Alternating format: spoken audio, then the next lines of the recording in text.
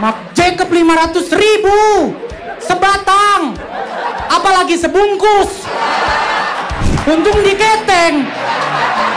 Bismillahirrahmanirrahim. Assalamualaikum warahmatullahi wabarakatuh. Waalaikumsalam warahmatullahi wabarakatuh. Menghadirkan bintang tamu pertama gue Dan calon bapak pas lu belajar ikhlas dari sekarang.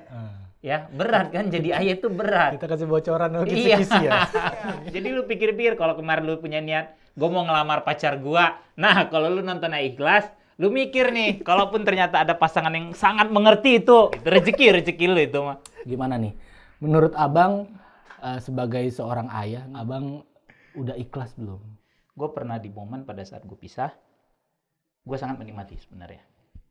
Karena apa yang gue dapat saat itu cuma gue pikirin buat anak gue sama gue. Jadi kalau lu tanya di titik mana lu ikhlas, sebenarnya kan banyak. Lu ikhlas terhadap siapa? Kan gitu. Kalau gue itu mulai berdamai dengan diri sendiri, bahwa gue mulai mengikhlasi tidak semua apa yang gue cari cuma buat gue sama anak gue. Akan lebih berat ke anak, akhirnya gue mutusin untuk menikah lagi. Justru pada saat gue berpikir, oh ya anak gue akan butuh orang untuk dia tanya A, B, C, D, E, F, G yang mungkin gue nggak bisa kasih, walaupun ada neneknya, ada tantenya gitu ya. Kebanyakan laki-laki cara ngalahnya adalah diem. Ya. Diem beberapa saat, bahkan menghindar. Jadi istri-istri mohon pengertiannya ya. Maaf aja nih, ego laki itu besar banget. Lebih banyak menambah hal-hal kecil yang betul, yang nggak perlu sebenarnya nggak perlu iya, diperdebatkan gitu. atau diributin gitu ya. Betul. Menurut gua pribadi ikhlas itu bukan sesuatu yang final, tapi sesuatu yang kita pelajari sepanjang hidup kita. Nggak akan ada kata selesai untuk ikhlas. Karena setiap ada kejadian butuh keikhlasan lu untuk menghadapinya, menyelesaikannya gitu. Lu tetap butuh itu.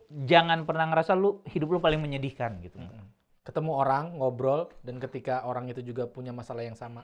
Balik lagi di podcast Ayah Ikhlas. Di sini kita belajar ikhlas bareng-bareng. Kali ini di episode kedua gue kedatangan tamu yang bisa gue bilang ini teman dekat juga. Teman dekat. Kita ketemu di lapangan dulu ya. Nah, lapangan udah pasti tahu dong. Lapangan. Istri gue tuh yang cukup pengertian lah. Ngeliat kondisi suaminya lagi di masa pandemi gini, lagi naik turun. Sebenarnya gue ada aja pemasukan ada, kadang gede, tapi kadang-kadang ya kering gitu kan. Itu cuma dilihat kalau gue lihat sih bini gue nggak terlalu yang branded nggak. Dan sampai sekarang anak lu udah 3. Anak gue ada 3. Produktif termaksud ya. Memang pengen nggak ngebatasin 2 anak cukup atau atau gimana tuh? Jadi gimana ya? Gue tuh anak kedua itu anak pertama itu usia sekarang 9 tahun. Anak kedua tuh 6 tahun.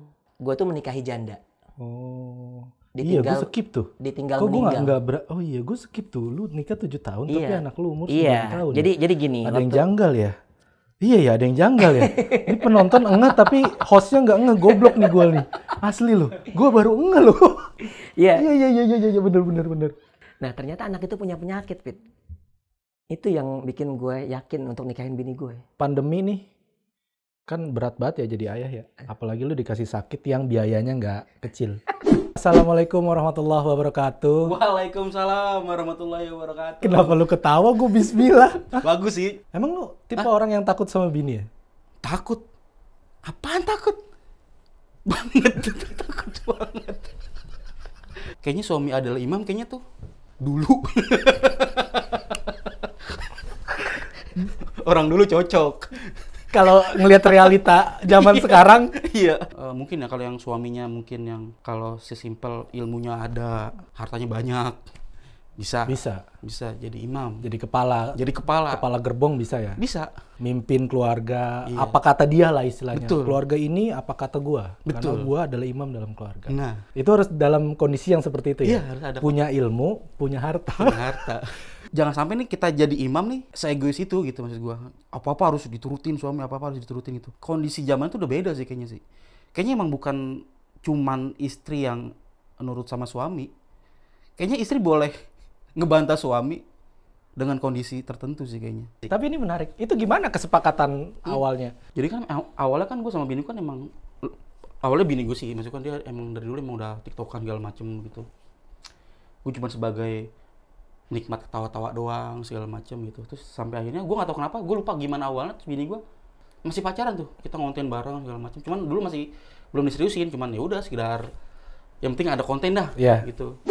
Assalamualaikum warahmatullahi wabarakatuh. Balik lagi di konten podcast Ayah Ikhlas. Di sini kita belajar ikhlas bareng-bareng. Sudah hadir bersama gue teman lama yang jarang ketemu, sekalinya ketemu ngajak ngonten, yaitu Zari Hendrik. Buat teman-teman yang mungkin tahu Zari dari Twitter, tahu Zari dari karya tulisnya. Zar, kita bahas soal ayah. Lu menikah berapa tahun, Zar? Sampai sekarang udah punya 2 orang putra yang ganteng-ganteng. Sesuatu yang gak gue sangka, udah masuk ke 6 tahun pernikahan. Pacaran pun aja gue belum pernah gitu, sampai di titik 6 tahun gitu. Jadi ya.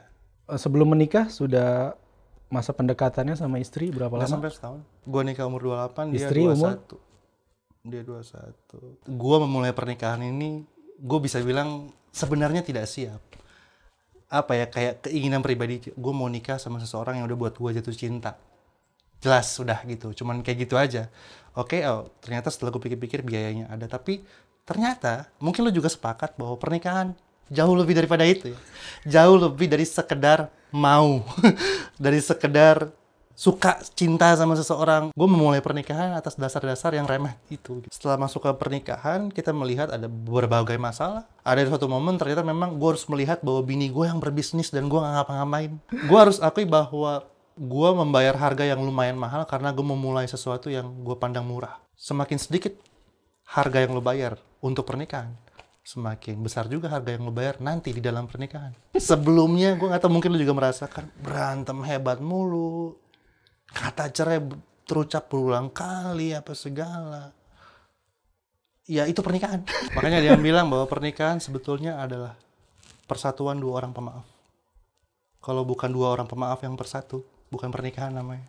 Pasangan kita nggak bakal berubah kalau kita nggak berubah. Dan itu yang dilakuin semestinya. Ya kalau pernikahan itu kan cinta. Ya kan cinta, kita harus dasarnya cinta. Dan kita agamanya berbeda, tapi gue percaya bahwa cinta itu merepresentasikan Tuhan. Gimana kita bisa mencintai tanpa kita mengenal Tuhan itu sendiri, benar nggak? Tapi gue juga membuktiin bahwa dengan dia bertahan, dia harus lihat juga gue yang baru. Dunia ini mungkin akan mendorong dia untuk suami kayak Zari itu tinggalin aja gitu. Menurut gue, you deserve to be happy tuh kebohongan yang sering banget dibeli sama orang. Karena pada dasarnya kita yang kotor, bernoda, banyak kekurangan ini nggak layak bahagia dengan kekuatan kita sendiri. Gue cuma mau bilang bahwa pernikahan akan terus berjalan kalau kita serahin semuanya itu ke Tuhan sih. Betapa kita tidak menghargai diri kita sendiri. Di saat pernikahan kita menuntut orang lain untuk menghargai kita.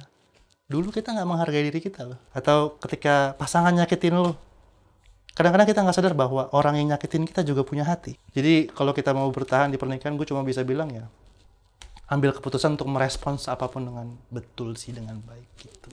Kalau ingin masuk ke dalam pernikahan yang bagus, mungkin ada satu kebiasaan yang harus lo tinggalin sebelum. Assalamualaikum warahmatullahi wabarakatuh. Balik lagi bareng gue David Turbianto di podcast Ayah Ikhlas.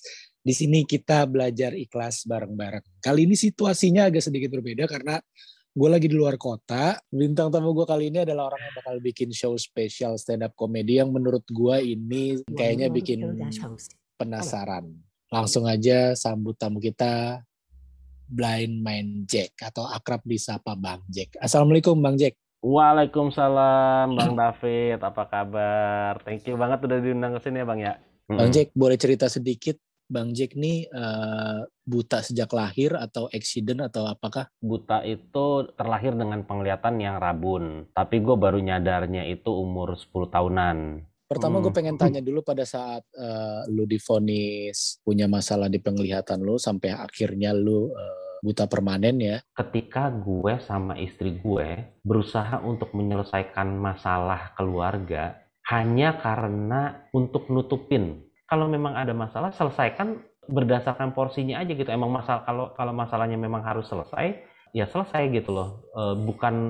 Bukan semata-mata untuk nutupin hal yang lain supaya kelihatan bagus-bagus terus. Orang kayak Bang Jack aja tuh bisa bertahan loh. Gue yang normal masa enggak.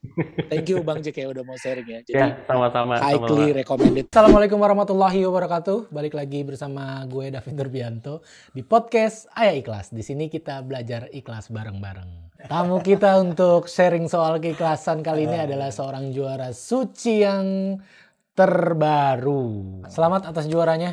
Makasih Bang David. Di tahun keberapa itu istri lu udah mau nutup pintu. Nggak perlu gua ambil pusing, nggak perlu gua perpanjang, itu cuma masalah kecil yang bisa terjadi karena ya itu tadi kesalahpahaman, masing-masing belum mengerti gitu. Sama ego terlalu gede. Banyak momen-momen ikhlas yang tadi Rio ceritain, gimana dia jatuh bangunnya secara ekonomi, gimana dia mencoba mempertahankan rumah tangganya di tengah ya itu tadi badai kekurangan gitu, badai ekonomi, badai macam-macam lah ya. Oke, thank you banget Rio ngasih pelajaran nih. 11 tahun bukan waktu yang sebentar untuk mempertahankan sebuah rumah tangga. Jadi buat lu semua, terutama gue yang baru masih 3 tahun, gue ngerasa kayaknya rumah tangga gue masih bingung ujungnya kemana, nggak usah bingung. Kita percaya aja, kalau emang kita saling percaya, insya Allah Tuhan kasih jalan. Amin. Thank you Rio udah Sama David. belajar ikhlas bareng-bareng di podcast iKlas. Teman-teman makasih, jangan lupa subscribe, komen, like, and share tayangan ini. Di-share ke teman-temannya, ke para ayah di tongkrongan gitu, di grup WhatsApp, daripada nge-share video-video bokep terus ya kan. Video-video janda terus ya kan, stiker-stiker senggol tete gitu. Banyak banget tuh di grup WhatsApp bapak-bapak kan. Gua sampai live tuh. Lama lagi. Ya kita perlu sih memang itu kadang, tapi kita perlu juga hal-hal yang kayak begini ya. Supaya teman-teman semua ketika ngerasa lagi sulit, yakinlah teman-teman nggak sendiri.